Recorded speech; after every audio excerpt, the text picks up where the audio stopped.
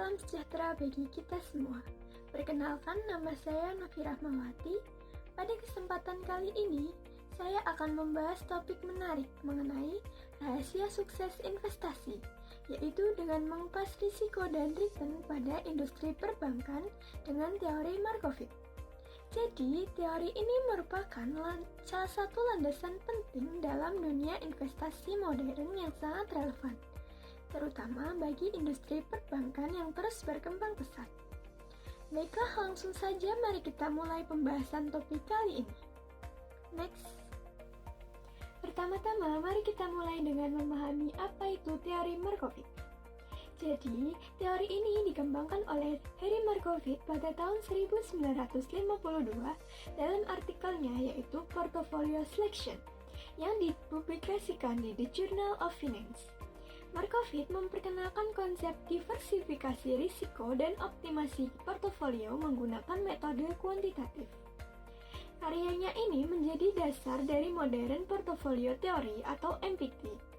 Dan pada tahun 1990, ia dianugerahi Nobel Ekonomi untuk kontribusinya.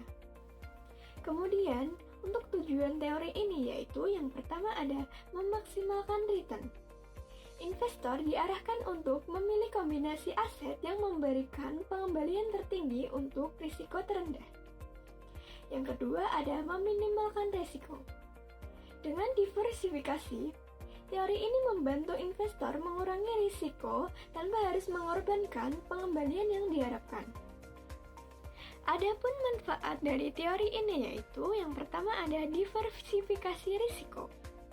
Teori ini menunjukkan bahwa menggabungkan berbagai aset dalam portofolio dapat mengurangi risiko keseluruhan. Yang kedua, alokasi aset yang optimal. Teori ini membantu investor mengurangi proporsi investasi di berbagai aset untuk mencapai portofolio yang efisien. Yang ketiga, keputusan berbasis rasional. Investor dapat membuat keputusan berdasarkan analisis risiko dan return yang terukur. Yang keempat, menciptakan efisien frontier. Teori membantu mengidentifikasi kombinasi aset yang memberikan kinerja terbaik dibandingkan risiko. Next. Nah, yang selanjutnya yaitu konsep utama dalam teori portofolio Markowitz. Yang pertama ada diversifikasi. Jadi, ini adalah inti teori ini. Dengan mengalokasikan dana ke berbagai aset yang tidak berkorelasi sempurna, risiko total portofolio dapat dikurangi.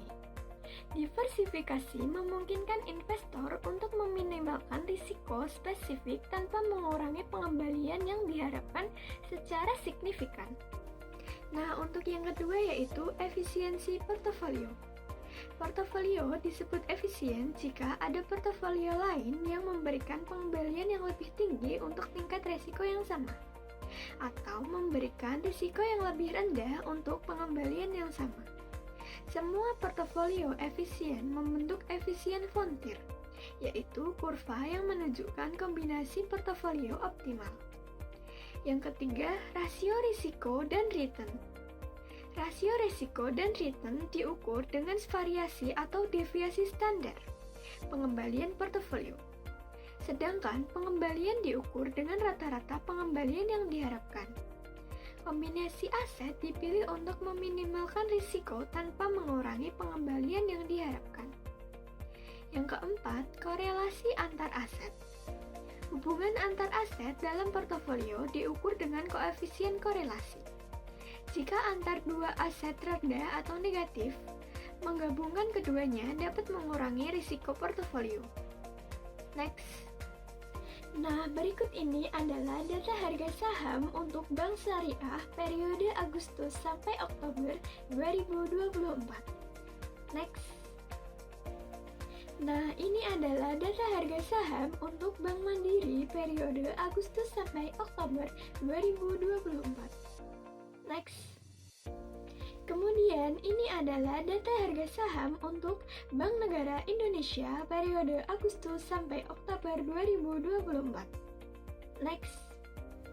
Nah, yang selanjutnya ini adalah data harga saham untuk Bank Rakyat Indonesia periode Agustus sampai Oktober 2024.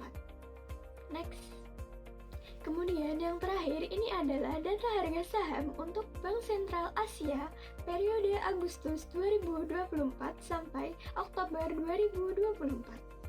Next. Nah, berikut ini adalah hasil perhitungan risk dan return untuk 5 perusahaan perbankan yaitu BSI, Mandiri, BNI, BRI, dan BCA dengan rumus yang sudah tertera pada slide. Next. Kemudian, hasil perhitungan SEP rasio periode Agustus sampai Oktober 2024 untuk kelima perusahaan perbankan dengan rumus seperti yang sudah tertera pada slide menunjukkan bahwa BSI memiliki SEP rasio tertinggi yaitu 0,154 menunjukkan pengembalian investasi yang paling efisien dibandingkan risiko. BNI berada di peringkat kedua dengan nilai positif yaitu 0,005. Sedangkan BRI, Mandiri, dan BCA memiliki nilai negatif yang beresiko tidak diimbangi pengembalian yang memadai. Next. Grafik menunjukkan hubungan antara return dan risiko untuk 5 perusahaan perbankan yaitu BSI, Mandiri, BNI, BRI, dan BCA, yaitu BSI memiliki return tertinggi yaitu 25% dengan risiko yang terkelola dengan baik sehingga mendukung SEP rasio yang positif. Mandiri menunjukkan return negatif, mencerminkan kerugian investasi selama periode ini. Sedangkan BNI berada pada posisi moderat dengan return positif dan risiko yang lebih tinggi dibandingkan BSI. Sedangkan BCA dan BRI memiliki return yang rendah hingga negatif. Ini menunjukkan performa investasi yang kurang optimal. Next. Nah, untuk kesimpulannya yaitu BSI memiliki SEP rasio terbaik yaitu 0,154. Ini menunjukkan return yang paling baik dibandingkan dengan resikonya. BNI berada di peringkat kedua meskipun SEP rasionya rendah. Untuk BRI, Mandiri, dan BCA memiliki SEP rasio negatif yang artinya return tidak mengimbangi risiko. Next. Sekian presentasi kali ini, semoga materi ini memberikan wawasan baru dan bermanfaat bagi pengelolaan investasi Anda. Terima kasih telah menyimak presentasi ini dan sampai jumpa pada pembahasan berikutnya. Wassalamualaikum warahmatullahi wabarakatuh.